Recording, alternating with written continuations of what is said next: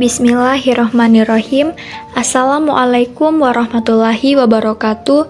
Yang terhormat kepada Bapak Chandres Abadi Magister Konseling selaku dosen pengampu mata kuliah Psikologi Pendidikan. Perkenalkan, saya Fidiana Nur Aziza, perwakilan dari kelompok 13 akan menyampaikan materi tentang konsep dasar diagnostik kesulitan belajar. Sebelumnya, perkenalkan nama-nama kelompok kami yaitu yang pertama, Nopsela Safitri dengan NPM 5020210. Yang kedua, Anissa Zahwa Aulia dengan NPM 5020212. Dan yang ketiga, Fidiana Nur Aziza dengan NPM 5020197. Berikut materi mengenai A. Konsep diagnostis. Dalam Kamus Besar Bahasa Indonesia atau KBBI, diagnostis adalah ilmu untuk menentukan jenis penyakit berdasarkan gejala yang ada. Sedangkan diagnosis adalah penentuan jenis penyakit dengan cara meneliti atau memeriksa gejala-gejalanya. Jadi, diagnosis merupakan proses pemeriksaan terhadap hal-hal yang dipandang tidak beres atau bermasalah. Maka dapat disimpulkan bahwa diagnosis adalah penentuan jenis masalah atau kelainan dengan meneliti latar belakang penyebabnya, atau dengan cara menganalisis gejala-gejala yang tampak. Selanjutnya, B. Pengertian kesulitan belajar.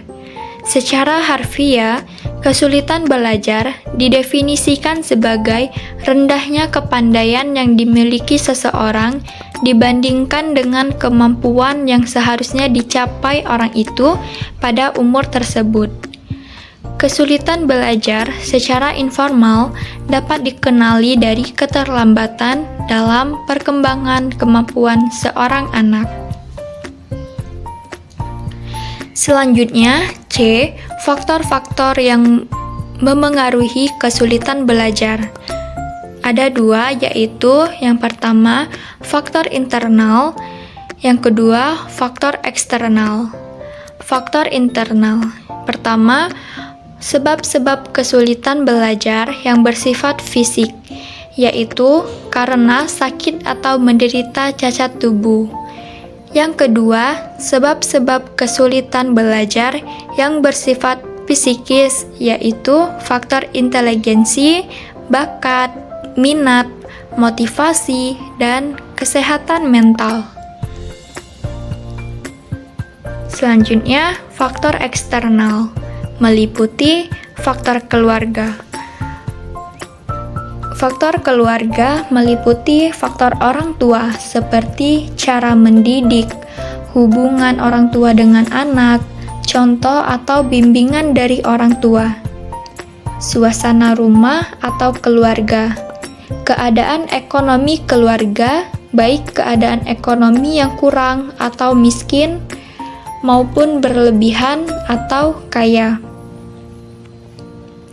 2. Faktor sekolah. Faktor sekolah meliputi faktor guru. Guru yang tidak berkualitas, hubungan antara guru dengan siswa yang kurang baik, guru yang tidak mempunyai kecakapan dalam usaha mendiagnosis kesulitan belajar siswa. Kedua, faktor alat. Karena tanpa adanya alat, terutama bagi pelajaran yang bersifat praktikum, akan menimbulkan kesulitan belajar. Yang ketiga, faktor waktu, sekolah dan disiplin yang kurang. Selanjutnya 3, faktor media, massa, dan lingkungan sosial, baik teman bergaul, lingkungan tetangga, maupun aktivitas dalam masyarakat. Selanjutnya, D. Ciri-ciri peserta didik yang mengalami kesulitan belajar. Yang pertama yaitu menunjukkan hasil belajar yang rendah di bawah rata-rata nilai yang dicapai oleh kelompoknya atau di bawah potensi yang dimilikinya. Yang kedua yaitu hasil yang dicapai tidak seimbang dengan usaha yang telah dilakukan. Yang ketiga yaitu menunjukkan sikap-sikap yang tidak wajar. Yang keempat yaitu menunjukkan perilaku yang berkelainan dan menunjukkan gejala emosional yang kurang wajar. Selanjutnya, E. Mengatasi kesulitan belajar. Menurut Sudrajat, kesulitan belajar dapat dimanifestasikan dalam perilakunya, baik aspek psikomotorik, kognitif, konatif, maupun afektif. Beberapa perilaku yang merupakan manifestasi gejala kesulitan belajar antara lain: 1. Melakukan observasi kelas untuk melihat perilaku menyimpang siswa ketika mengikuti pelajaran. 2. Memeriksa penglihatan dan pendengaran siswa, khususnya yang diduga mengalami kesulitan belajar. 3. Mewawancarai orang tua atau wali siswa untuk mengetahui hal ihwal keluarga yang mungkin menimbulkan kesulitan belajar. 4. Memberikan tes diagnostik bidang kecakapan tertentu untuk mengetahui hakikat kesulitan belajar yang dialami siswa. 5. Memberikan tes kemampuan inteligensi atau IQ khususnya kepada siswa yang diduga mengalami kesulitan belajar. Selanjutnya, F. Pengajaran remedial dan kaitannya dengan diagnosis kesulitan belajar. Kegiatan remedial merupakan suatu studi kasus tersendiri yang digunakan oleh guru untuk menangani para siswa yang mengalami kesulitan belajar, baik kegiatan yang berupa perlakuan pengajaran maupun kegiatan bimbingan yang dapat membantu siswa dalam mencapai tujuan pembelajaran yang telah ditetapkan secara optimal.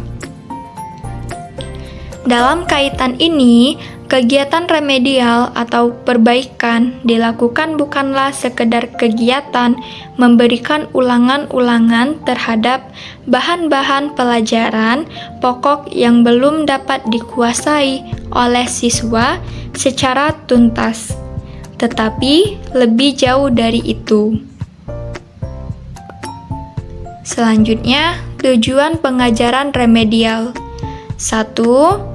Agar siswa dapat memahami dirinya, khususnya prestasi belajarnya.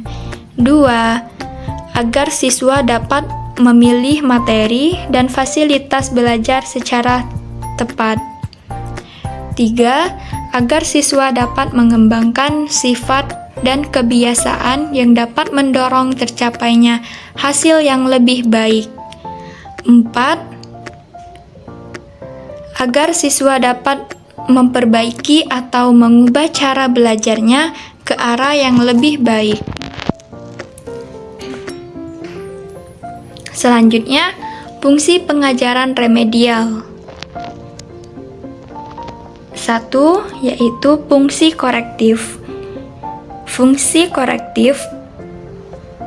Fungsi ini berarti bahwa melalui pengajaran, remedial dapat dilakukan pembetulan atau perbaikan terhadap hal-hal yang dipandang belum memenuhi apa yang diharapkan dalam keseluruhan proses pembelajaran. 2. Fungsi pemahaman. Berarti bahwa dengan remedial memungkinkan guru, siswa, atau pihak-pihak lainnya akan dapat memperoleh pemahaman yang lebih baik dan komprehensif mengenai pribadi siswa. 3. Fungsi penyesuaian dan fungsi akselerasi. Berarti bahwa pengajaran remedial dapat membentuk siswa untuk bisa beradaptasi atau menyesuaikan diri dengan lingkungan dan proses belajarnya. Fungsi akselerasi, fungsi ini berarti bahwa melalui pengajaran remedial akan dapat diperoleh hasil belajar yang lebih baik dengan menggunakan waktu yang efektif dan efisien. 4. Fungsi pengayaan dan fungsi terapeutik. Fungsi pengayaan yaitu fungsi ini berarti bahwa melalui pengajaran remedial akan dapat memperkaya proses pembelajaran, sehingga materi yang tidak disampaikan dalam pengajaran reguler akan diperoleh melalui pengajaran remedial. Fungsi terapeutik.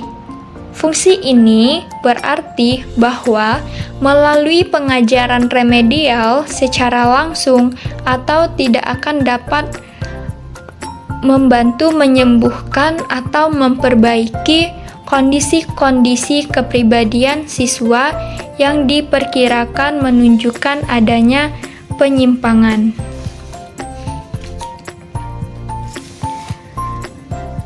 Baiklah, sekian itu saja dari kelompok kami. Terima kasih. Wassalamualaikum warahmatullahi wabarakatuh.